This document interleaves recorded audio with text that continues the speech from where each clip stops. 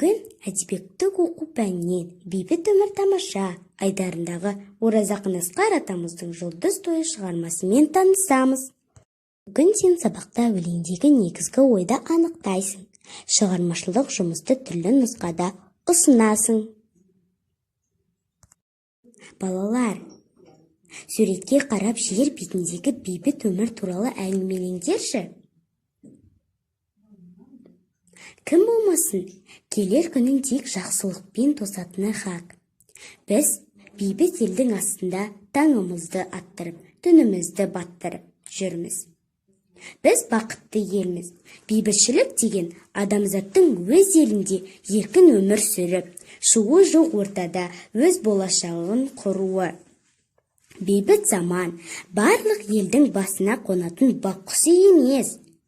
Әлемде таңының тыныш атып, күнінің тыныш батқанын армандайтын талай адамзат өмір сүріп жатыр. Бейбітшілік қолымызда тұрған ең үлкен байлық. Сол байлықты бағалап, келер ұрпаққа аманаттау әр адамзаттың міндеті. Еліміздің болашағы кез келген саналы адамды бейжай қалдырмайтыны анық. Достар, бейбітшілік құсы деп қай құсты айтады? Білесіңдер ме? Дұрыс айтасыңдар. Көгершін бейбітшіліктің символы. Балалар, бәріміз ақ көгершін әнін айтсақ қалай қарайсыңдар? Бұл өлеңнің әнін жазған Баймұхамедов, ал сөзін жазған Шубанов. Қанеки достар, кеттік, әнін айтуды бастайық.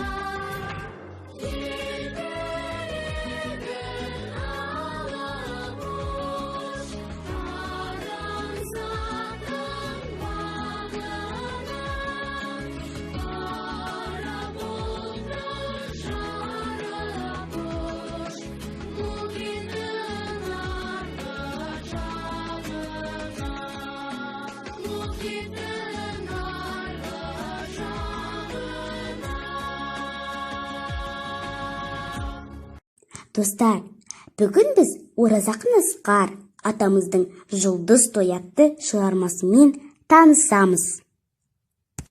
Оразақын Асқар 1935 жылы дүниеге келіп, 2019 жылы дүниеден өткен.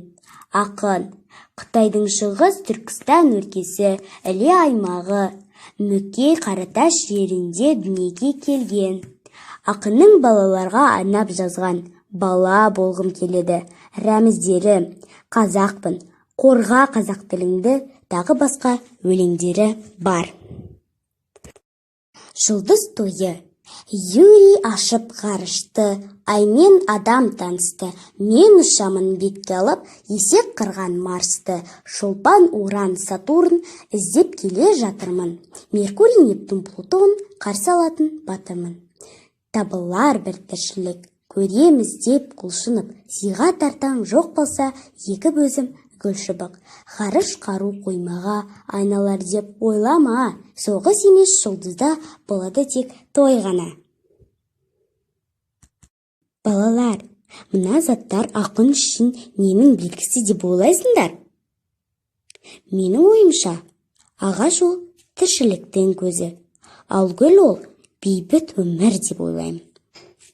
Ал өлеңдегі негізгі ой қай шумақта айтылған? Белгілеңдерші. Балалар, сендерге тапсырма. Кестемен жұмысты орындасаңдар, және осы шығарманы мәнелеп оқуға дайындалыңдар. Келесі сендерге ұсынатын тапсырма «Тілегіміз бейбіт күн» тақырыбында сурет салыңдар. Достар, осымен сабақ аяқталды. Сабақ сендерге ұнады деген үміттемін. Назарларыңа көп рахмет. Келесі кездескенше сау болыңдар.